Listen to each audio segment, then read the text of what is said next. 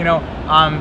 So it's this interesting dynamic where he really wants to answer the mana creatures, but I don't think the Jund players have really cracked this egg yet. The question is, we're thinking it might be that you don't answer the mana creatures, that it's just all about the big creatures. But the problem is that there's one big card that's not a creature, and that's Garruk, Caller of Beasts. Yeah, it used to be that at least you could have laid your own Garruk Primal Hunter to stop their Garruk from being able to get to work.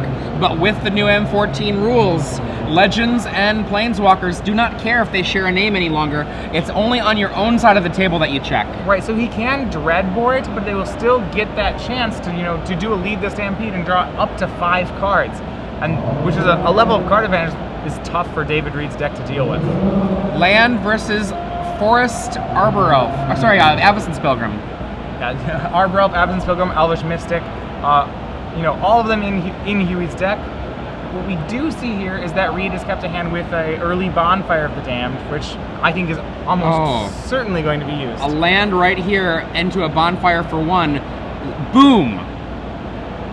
All right, and so we saw this last round. Kian Naran was able to do the exact same thing with Huey's deck.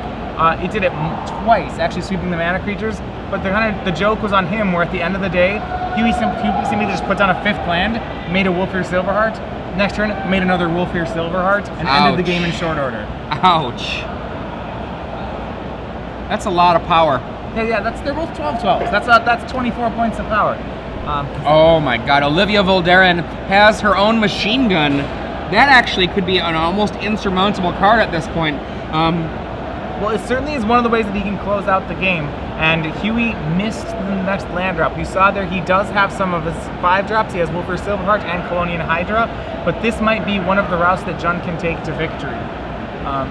As you see, I think if he gets another land down, Reed can just ride out this Olivia. He can leave up 2 mana, and basically every time Huey plays a creature, he can ping it, untap, steal it. And Jensen does not draw a land again.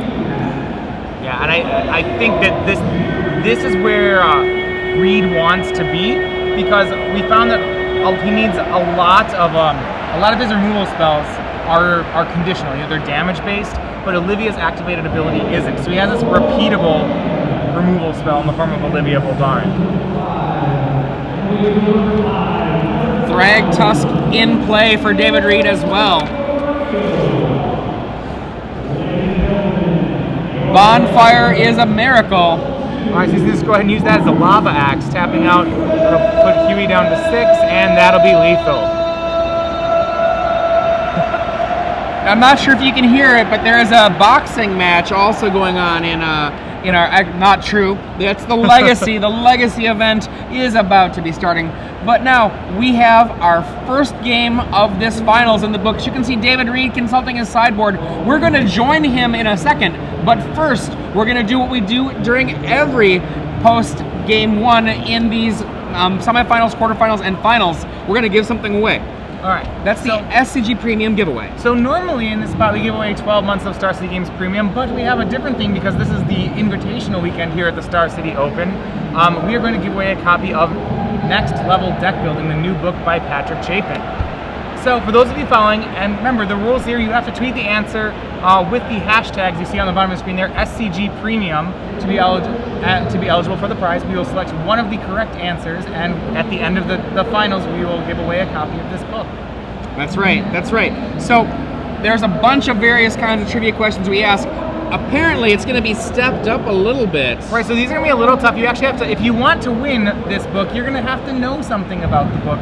Remember, you can find out about that on the Star City Games website at StarCityGames/NLDB. That's right, Next Level Deck Building /NLDB. All right, so the first one we are going to ask, so one of the things that Patrick Chapin is well known for is his theory crafting in deck building. So the first one we're going to ask is, one of the sections of the book, he talks about the families of different decks, and we're going to ask, how many deck families are there in Magic, as illustrated by the cover of Next Level Deck Building? Okay, if you didn't catch that, how many deck families are there in Magic, according to Chapin, as illustrated on the cover of his new book, Next Level Deck Building? Now, if you want to tweet the correct answer with the hashtag SCG Premium And then one lucky person who selects the correct answer will be chosen from amongst all of you to receive Patrick Chapin's new book, Next Level Deck Building. Now, you could be a winner too, but we're going to go back to David Reed, who has won Game 1 versus William Jensen with Jund. Now, you said earlier in the semifinals when William Jensen was playing against Jund, he actually was on the receiving end of 2 Bonfires of the Damned, and those basically knocked him not even out of the game because it was Silverheart, taking out. So he won both those games, and he got his mana creatures Bonfired or Golgari Charmed every game in the semifinals. Now, David Reed did 1 Bonfire, not 2, but followed it up with an Olivia Voldaren, and the Olivia Voldaren just was able to, in conjunction with a mana light William Jensen, lock out any possibility for Jensen to escape. Well, I really think so. What this matchup seems to matter about for David Reed is just the removal spells. The weakest cards in the deck are the creatures. They're, the Thragtusks and Huntmasters. The creature that matters, as we saw, is Olivia, because once again, she is a removal spell in addition to being a creature. Now, Olivia, there are really no particularly strong answers in William Jensen's sideboard. One thing that you might have seen is some way to maybe kill a flyer, like, say, Plummet. Plummet might have been a possible answer to Olivia. Nothing like that here for William Jensen. The best that he can do to get rid of Olivia, Garruk Relentless while it's a 3/3. Right, well, the one thing he does have is, and we actually saw him take down an Olivia with this last game, is, and this is a stretch, okay? If on curve, he can Garruk Relentless and Olivia Voldaren. And we actually did get to see that one on camera. I know it's there's like that very narrow window when he can do it. But once again, the way that David Reed can avoid that is by playing an Olivia on 6 mana, but if Huey applies enough pressure, he can, he can force Reed into that situation. One of the things about that, a lot of people, most notably I think Patrick Chapin, likes to call Olivia the secret Rakdos Titan, hearkening to Primeval Titan, Frost Titan, all of that, because Chapin counted it as a 6 casting cost creature, 4 to cast, 2 to ping. Okay, so in that sense, because it protects herself from removal spells, or just that way it always gets value? That because at 6 mana it protects itself from so many removal spells. Right, there's very few things. You think about the removal spells being played in the format, with the exception of War Leader's Helix, almost all of them are 3s. Yeah. So that 4th point of toughness, especially in this matchup, is really important. Once Olivia becomes a 4/4, it will not leave the table in this matchup. If you're just joining us, I'm Adrian Sullivan here with Matthias Hunt. We are bringing you the StarCityGames.com Open Series featuring the Invitational. This is the final round, the finals of the Open, the Standard Open that began on Saturday. It's ending this Sunday morning. One of these 2 players will be crowned champion. The largest StarCityGames.com Standard Open Series of all time. Whew. Yeah. Meanwhile, the Legacy just getting underway. Over 500 players playing in our Legacy event as well. That is such a huge number for Legacy. Yeah, yeah. It's one of the largest Legacy events that's ever been run. Right. Now, David Reed on the left, up a game. 2nd seed at the end of the Swiss. Jensen on the right, 4th seed, down a game. He's hoping to make things turn around here and force a 3rd and final game. Yep, it's really, Huey's deck is asking the questions right here, and it's really just on, it's on Reed. I feel like a lot of this game is on Reed's deck, and whether or not he actually has enough of those unconditional kill spells to contain what Huey's deck's game plan is doing. Okay, turn 1, not surprising, mana acceleration, it's an Arbor Elf. Huey's deck is just so consistent with this. With 12 mana creatures, he can count on usually 2 being in any opening hand. Are we gonna see 2 pain? 2 pain it is, I expect a Pillar of, oh, no, not 2 pain. Into play tapped, not taking the pain. All right, so we might see, instead of seeing that, now we see probably the scariest mana creature. We see Elvish Archdruid. I like this play. It's less susceptible to Golgari Charm. Yeah, die elf, die. David Reed says, Pillar of Flame, I am not going to let you potentially have 6 mana next turn. So if I'm Huey, there's a little bit of a read into this you can do. You'd say it's puzzling that he didn't Pillar of Flame your 1st mana creature, and if I'm Huey, what I make out of that is I would believe that David Reed has a Bonfire. because he's waiting, to pillar the 2 Tempest creatures and then bonfire all the 1s. I see a Doomblade in David Reed's hand. I see it looks like a Farseek is going to be cast. Yeah, it might be that David doesn't have enough. He didn't have the 3rd land, so he's going to have to use the Farseek to make a land drop this turn. That does open the window. Remember, 5's kind of that magic number for Huey, where all his threats start. His threats really, if you're wondering more about the deck, it's 4 Wolfir Silverhearts, 4 Colonian Hydra, 4 Craterhoof Behemoth, 4 Garruk Caller of Beasts. Those are like the 16 cards which he uses to win the game. And are we going to see, is there no land drop on top of it? No, he does have a land drop, just developing, saving the Doomblade for something scary. And, they have seen each other's deck lists. They know what they can give. I see a Ranger's Guile. We talked about that before. Ranger's Guile, really helpful in this matchup because of, we'll see whether or not David is remembering that from the deck list. If David he can main phase this Doomblade to get around it, but if he gets greedy and decides, well, I'm going to instant speed the Doomblade, we're going to see that Ranger's Guile be very powerful. He does not fall for it. He gets rid of it right away. Good play by David Reed. Yeah, he avoided a lot of damage there. I remember talking about this matchup earlier in the day, as well as yesterday.